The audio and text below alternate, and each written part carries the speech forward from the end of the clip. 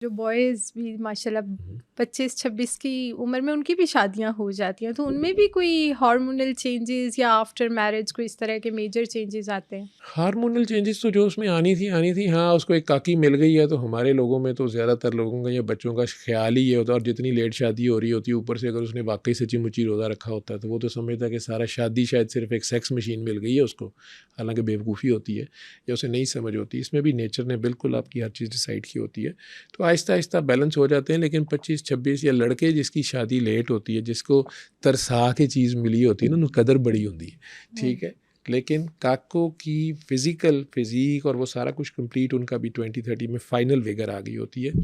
तो कई उनमें मैं आपको भी बता दूं कि मेरे तजर्बे में ये आया कि जिन लोगों ने, ये बड़ा क्रूशल लाइफ का टाइम है ये 20 और 30 के दरमियान, बिल्कुल।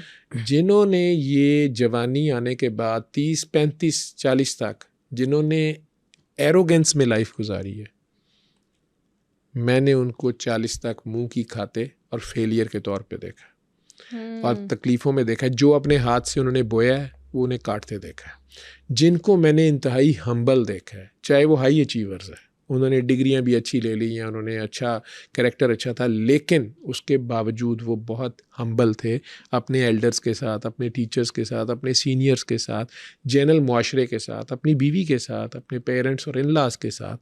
मैंने इन लोगों को 40 से भी पहले दुनिया में ही जन्नत के मज़े लेते देखा। माशाल्लाह। तो मर्दों के लिए, मर्द के पास ताकत है ना, लेकिन ताकत होना बड़ी बात नहीं है, ये तो उसका कमाल नहीं है, ये तो अल्लाह ने बनाया उसको, ठीक है।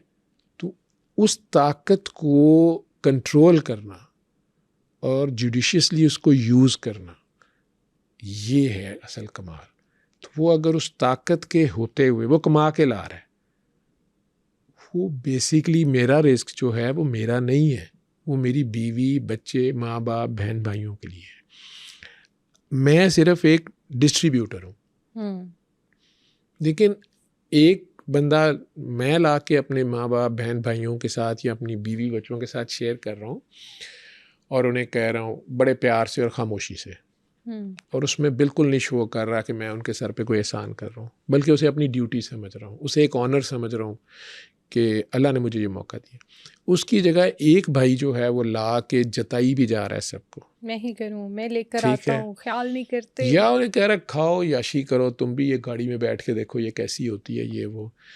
लोग उससे वो ले तो लेंगे मजबूर जो होंगे, लेकिन उनकी दुआ उसके लिए पता क्या निकल रही होगी, अल्लाह हमें भी ये मौका दे, यानी तू भी अब उस सीट पे आए, तेरा भी हाथ ये हो तो फिर हम भी यूं करें और अब हमें इसे रेसिप्रोकेट करें। कोई इंसान अपने आप को दूसरे से कम नहीं देख सकता, बेशक ऐसा। ठीक है।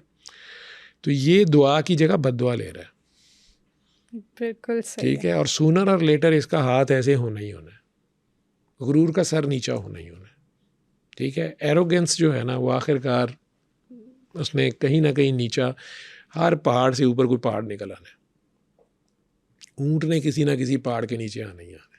सब इंसान एक दूसरे पे इंटरडिपेंडेंट है, तो आपको जल्द ही उनका भी कोई ना कोई एहसान लेना पड़ेगा, फिर आप शर्मिंदा होंगे, ठीक है।